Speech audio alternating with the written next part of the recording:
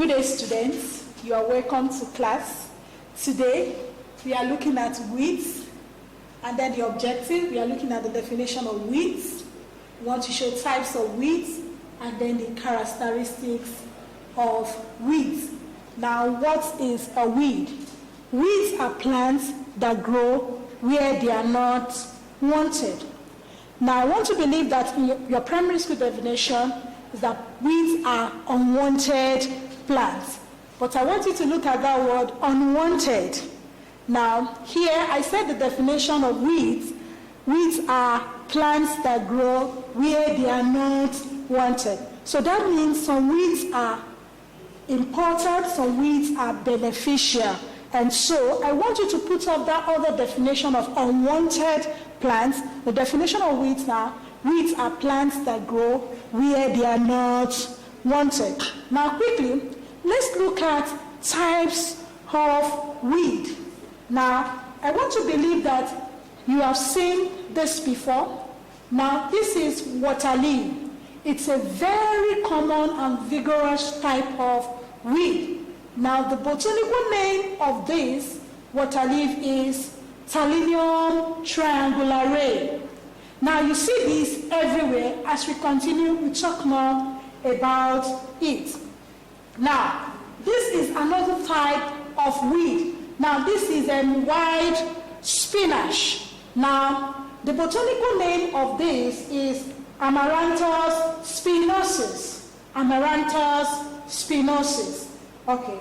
Now, this is another weed that you see around, very common, and you see it everywhere. This is called the said weed. And then the botanical name of this is Cyprus rotundus. Cyprus rotundus. Now, another type of weed here is blue feather.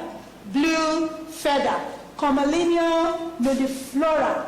Commelinea nudiflora. So this is another one that you see. You can see this blue flower on it. That's why it's called the blue feather. Now, the next one I want you to look at here is the broom weed. The broom weed. Now, this is called the cedar acuta.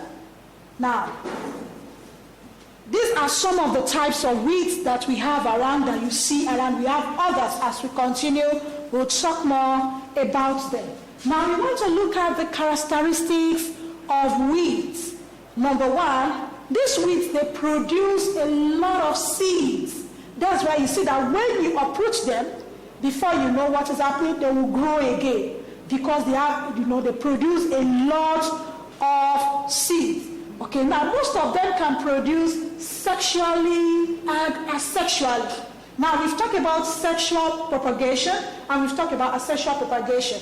Now some of them can produce or reproduce through seed or through any part of the weed. Now the third one, they are resistant to trampling. What does that mean? When you step on them, they will still grow again. What they just need is just little water. They will pick up again.